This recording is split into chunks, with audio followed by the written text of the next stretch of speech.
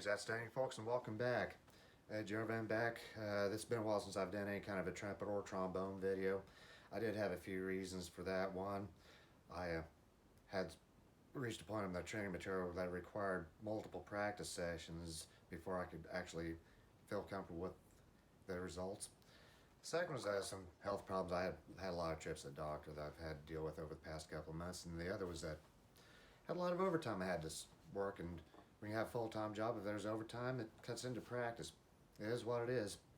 This particular video is actually related to the fact that I've had my trumpet for a little over a year now. And I'll get into some background first.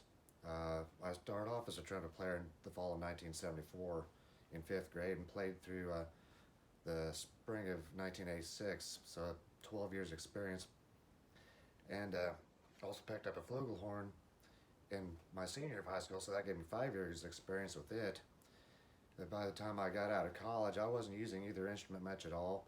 Ended up selling my trumpet in 1988 and the flugelhorn in 2010. During those years, most of my music work was on guitar and bass guitar. And during my college years, I was able to reach the E above high C rather handily. Had nothing above it at all, and only messed with the C below the love sharp for any of the lower notes. I started getting back on the trumpet about a year ago, and first day I played it, I couldn't get any notes to come out at all. So I figured at that time I was estimated to take me about a year to get the high C. Well, I've had this for about a year. Let's see what I can do. Can't guarantee much because it's been a while since I've done a long time playing. There it goes. I'll start on this tuning sheet.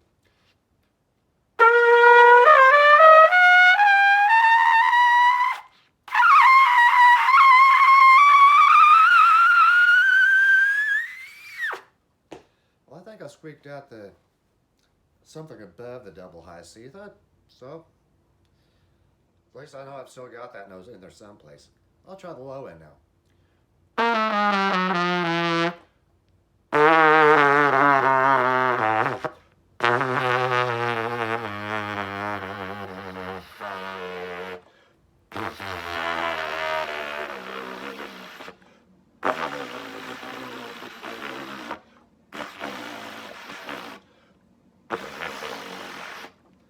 Last one was a little sloppy. I attempted a double pedal F sharp.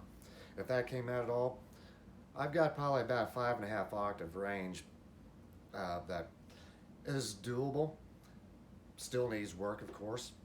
And right now my weakest spots right now are endurance and need to get the hang of triple tonguing.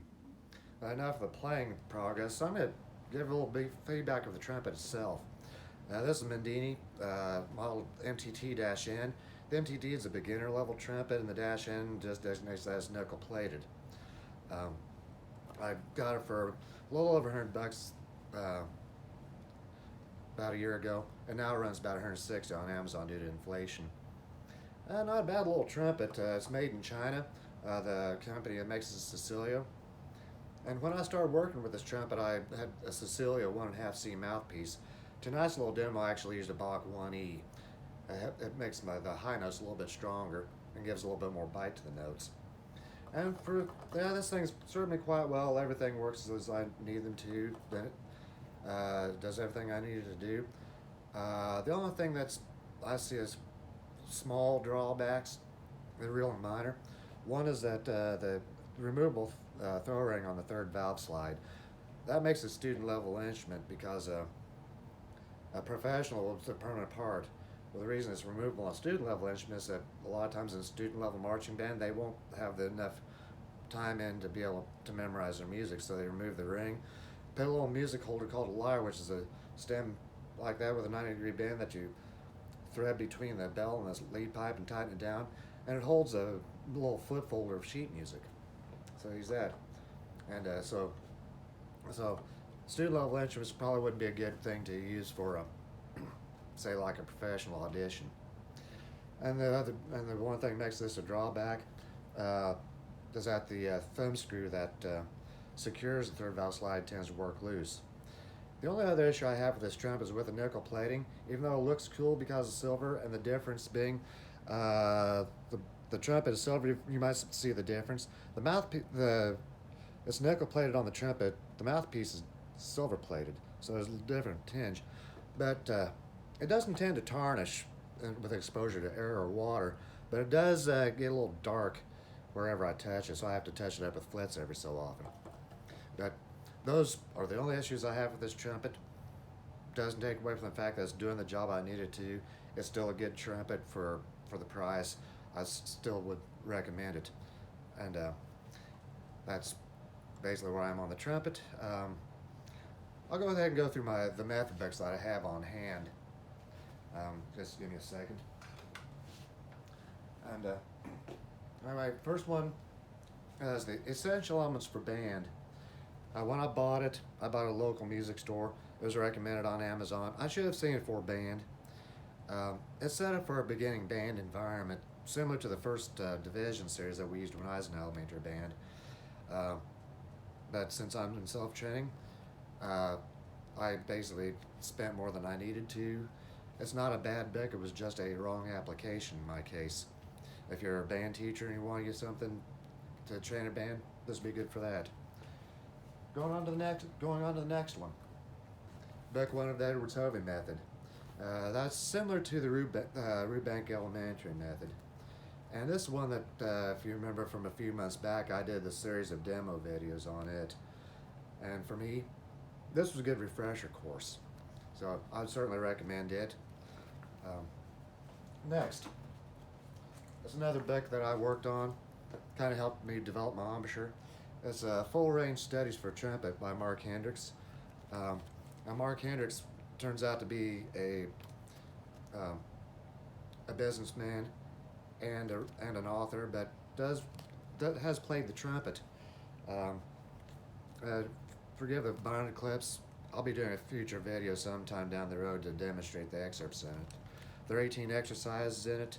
I've actually played parts as much as I could of all 18 exercises.